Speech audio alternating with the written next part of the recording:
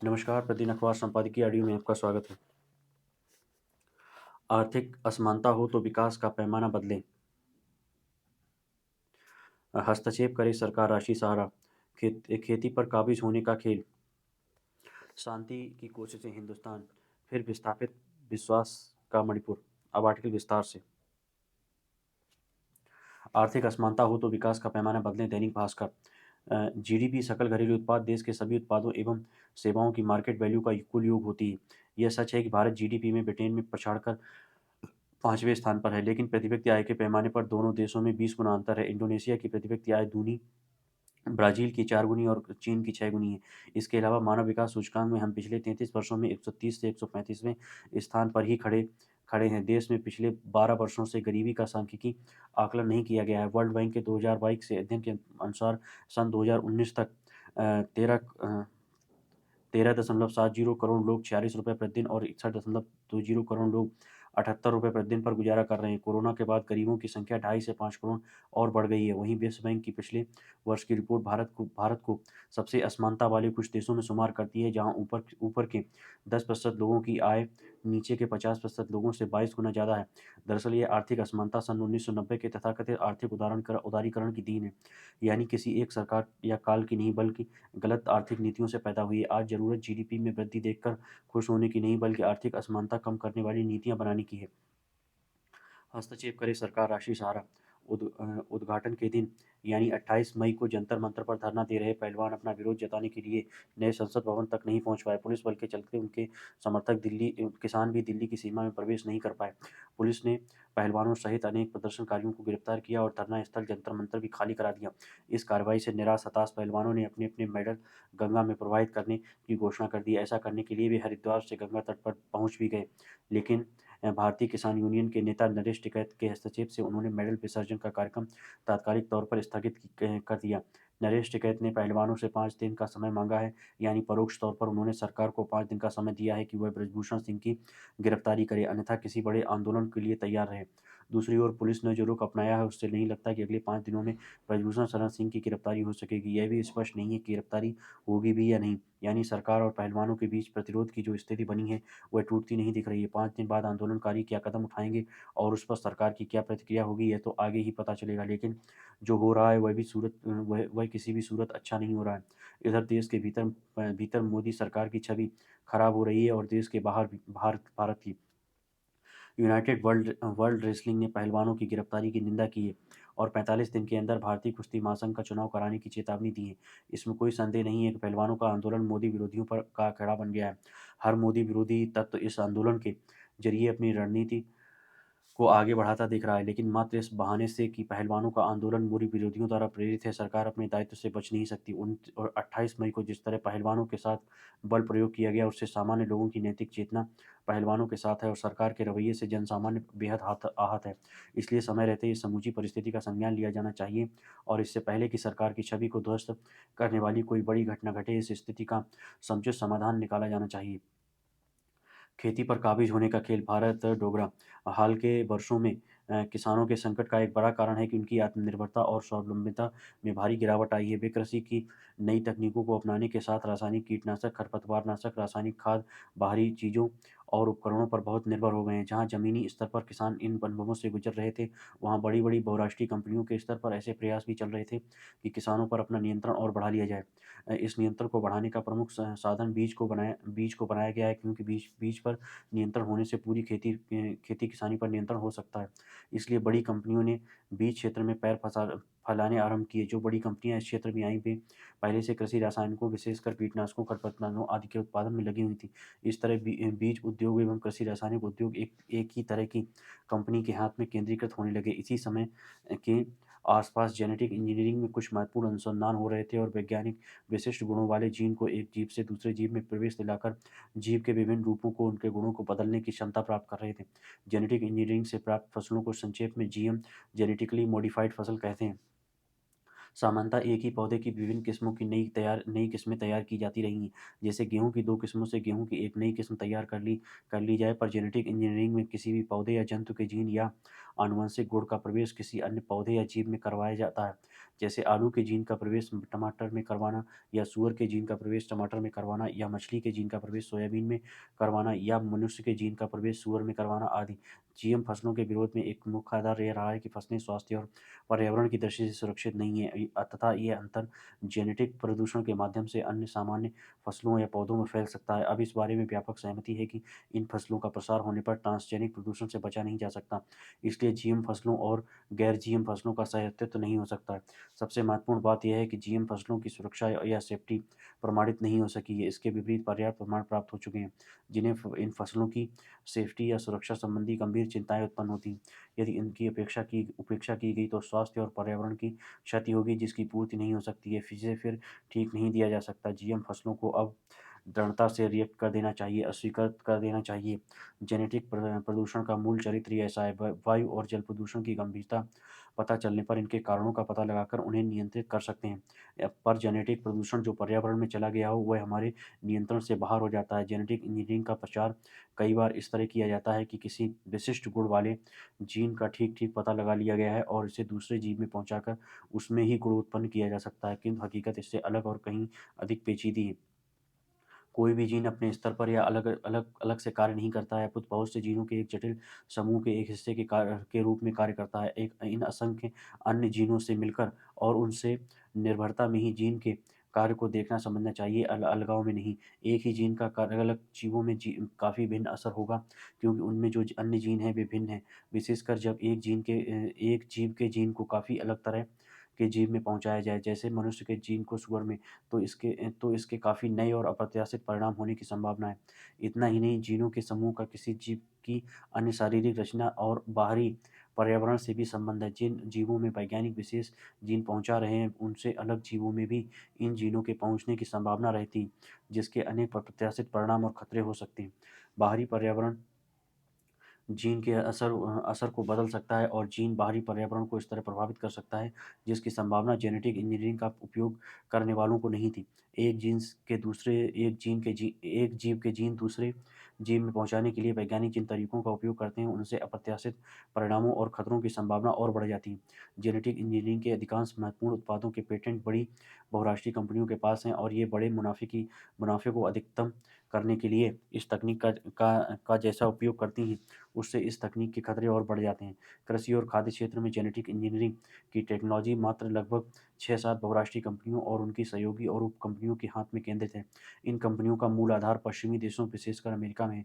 कुछ समय पहले देश के महान वैज्ञानिक प्रोफेसर पुष्प भार्गव का निधन हुआ है।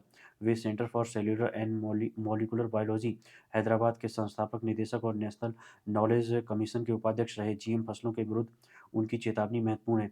प्रायः जीएम फसलों के समर्थक कहते हैं कि वैज्ञानिकों का अधिक समर्थन जीएम फसलों को मिला है, पर प्रोफेसर भार्गव ने इस विषय पर समस्त अनुसंधान कर आकलन करके स्पष्ट बता दिया कि अधिकतम निष्पक्ष वैज्ञानिकों ने जीएम फसलों का विरोध ही किया है। उन्होंने ये भी बताया कि जिन वैज्ञानिकों ने समर्थन किया है, उनमें से अनेक किसी न किसी स्तर पर जीएम बीज बेचने वाली कंपनियां या इस तरह के निहित स्वार्थों से किसी न किसी रूप में जुड़े रहे हैं या प्रभावित रहे हैं। आज जब शक्तिशाली स्वार्थों द्वारा जीएम खाद्य फसलों को भारत में स्वीकृति दिलवाने के प्रयास अपने चरम पर हैं, इस समय बहुत ज़रूरी है कि इस विषय पर तथ्य और शोध आधारित चेतावनियों पर ध्यान दिया जाए। शांति की कोशिशें हिंदुस्तान। आंतरिक जटिलताओं में फंसे मणिपुर के लिए शांति के लिए किए जा रहे प्रयास जितने आवश्यक हैं, उतने ही सराहनीय भी। केंद्रीय गृह मंत्री अमित शाह मणिपुर के दौरे पर हैं, और उनके क्रियाकलाप से केंद्र और राज्य सरकार की गंभीरता का सहज एहसास हो जाता है। शांति बहाल करने के लिए अनेक फैसले लिए गए हैं, और आने वाले दिनों में सरकारों को हर मुमकिन फैसले के लिए तैयार रहना चाहिए। मणिपुर में जल्द से जल्द शांति बहाल हो और स्थानीय समाजों में स्वाभाविक समन्वय फिर पैदा हो, इससे बेहतर और क्या हो सकता है। परस्पर सहमति से जो फैसले लिए गए हैं, उन्हें तत्काल लागू करना चाहिए, ताकि जमीनी स्तर पर लगे लोगों में संतोष और सुरक्षा भाव की वापसी हो। मणिपुर में 3 मई से ही कर्फ्यू की स्थिति है और इंटरनेट सेवा भी बाधित है। इससे लोगों में को निस्संदेह परेशानी ही हो रही होगी। सामान्य सुविधाओं की बहाली बहुत ज़रूरी है। गौर करने की बात है कि शांति की तलाश में केंद्रीय गृह मंत्री 10 से ज़्यादा प्रतिनिधिमंडल को मंडल से मिल चुके हैं। मैतेई और कुकी दोनों ही समुदायों के प्रतिनिधिमंडल मिलकर अपनी बात रख चुके हैं। कुकी नेताओं ने हिंसा की सीबीआई जांच के लिए कहा है, तो यह भी स्वागत योग्य है। हिंसा शुरू करने वाले और फैलाने वाले तत्व की पहचान बहुत ज़रूरी है। मणिपुर में कानून व्यवस्था को दुरुस्त करना, राहत व बचाव कार्यों में तेजी लाना, जातीय संघर्ष में मारे गए लोगों के आश्रितों को 10 लाख रुपए का मुआवजा देना और परिवार के एक सदस्य को नौकरी देने का फैसला कारगर हो सकता है। पीड़ितों के साथ सरकारों को खड़े हो जाना चाहिए और असामाजिक तत्वों को सबक सिखाने में कोई कसर नहीं छोड़नी चाहिए। राज्य के कई इलाकों में हिंसक तत्वों ने कानून व्यवस्था का माहौल उड़ाया है। मणिपुर की छवि को भी झटका लगाया था। सुरक्षा एजेंसियों को अपने स्तर पर पूरी सतर्कता बरतते हुए हिंसक तत्वों पर लगाम कसनी चाहिए। निर्दोष और विस्थापित लोगों को जल्द से जल्द उनके घर लौटने के लिए प्रेरित किया जाए और सुरक्षा का बेहतर माहौल दिया जाए। केंद्रीय गृह मंत्री ने उचित ही अधिकारियों को राज्य में शांति भंग करने वाली गतिविधियों से सख्ती से निपटने का निर्देश दिया है। दूसरी ओर विभिन्न समूहों से कम 15 दिन शांति बनाए रखने की अपील की है। जाहिर है मणिपुर में दूर दराज के इलाके में ऐसे बहुत से लोग होंगे जो फंसा हुआ महसूस कर रहे होंगे। उन तक राहत पहुंचाना केंद्र व राज्य सरकार की पहली प्राथमिकता है। यह मणिपुर व पूर्वोत्तर की राजनीति के लिए भी परीक्षा की घड़ी है। इन सभी राजनीतिक दलों को शांति प्रयास में जुट जाना चाहिए। आदिवासी नेताओं, बुद्धिजीवियों और प्रमुख आदिवासी नागरिकों के साथ भी केंद्रीय गृह मंत्री की चर्चा का सार्थक परिणाम निकलना चाहिए। नए समय और आधुनिक होते समाज की रोशनी में स्थानीय लोगों को सकारात्मक योगदान देने के लिए सहर्ष आगे आना चाहिए। ये अच्छी बात है कि इतनी हिंसा के बावजूद स्थानीय स्तर पर सुरक्षा बलों ने संयम का परिचय दिया है। हिंसा फैलाने वालों को आतंकवादी नहीं समझा जा रहा है। हिंसा को संगठित हिंसा के बजाय जातीय हिंसा माना जा रहा है। वैसे मौके का गलत फ़ायदा उठाते हुए अलग राज्य की जो मांग उठ रही है, उस पर फिलहाल विचार करने से बचना चाहिए। अभी मणिपुर में गाँव-गाँव तक शांति की बहाली प्राथमिकता है। फिर विस्थापित विश्वास का मणिपुर। रामी निरंजन देसाई, विशेषज्ञ पूर्वोत्तर मामले। मणिपुर क्या फिर से पुराने संघर्ष के पुराने दिनों में लौट चला है? वहाँ थम कर हो रही जातीय हिंसा ने इस सवाल को मौजू बना दिया है। मणिपुर पूर्वोत्तर के अन्य राज्यों से काफ़ी अलग है। यहाँ के तमाम राज्यों में सशस्त्र संघर्ष हुए हैं, लेकिन वे सब अब अतीत बन चुके हैं। असम में ही सैकड़ों विद्रोही सक्रिय हुए थे, लेकिन अब कमोबेश सभी शांत हैं। नागालैंड में तो national socialist council of Nagaland इस इसाक मुइया गुट के साथ केंद्र सरकार का समझौता भी नहीं हो सका है, लेकिन फिलहाल यहाँ पर शांति है। मणिपुर की जनजातियाँ इसके चरित्र को जटिल बनाती हैं। हम बेशक उनको कानूनी रूप से अनुसूचित जनजाति न बुलाएं, लेकिन ये खुद को अनुसूचित जनजाति ही मानती हैं। फिर इनके अंदर भी कई उप जनजातियाँ हैं, जिनमें खूब आपसी तनाव रहा है। 1997 में ही कुकी और उसकी उप जनजाति पार्टी में ज़बरदस्त हिंसा हुई थी। नागा भी यहाँ काफ़ी हैं। फिर अ, फिर फिर म्यांमार से भी काफ़ी संख्या में लोग भागकर यहाँ आए हैं। इनको चिन कहा जाता है। इन सबके बीच संघर्ष तो है ही, जातियों के भीतर भी तनाव है। इससे मणिपुर अन्य राज्यों से अलग प्रकृति का हो जाता है। जिस नज़रिए से हम दूसरे राज्यों को देख सकते हैं, मणिपुर को नहीं देख सकते। यहाँ छोटे-मोटे तनाव होते रहे हैं, लेकिन पिछले 5-6 साल में इसने जो उपलब्धि हासिल की है, वह उल्लेखनीय है। डेढ़ दशक पहले तक यहाँ शाम को 4 बजे के बाद कर्फ्यू लग जाया करता था। ठहरने के लिए ढंग की जगह नहीं मिलती थी। परिवहन भी सुगम एवं सुरक्षित नहीं था। मगर अब यहाँ नए-नए होटल बन गए हैं। आना-जाना भी आसान हो गया है। नौजवान भी अब ज़्यादा दिखने लगे हैं, क्योंकि वे पहले अच्छी शिक्षा हासिल करने के लिए बेंगलुरु, दिल्ली चले जाते थे। तमाम तरह के कारोबार यहाँ शुरू हो चुके हैं। तरक्की की इन इबारतों से जातीय तनाव की आग मानो चिंगारी में बदल गई थी।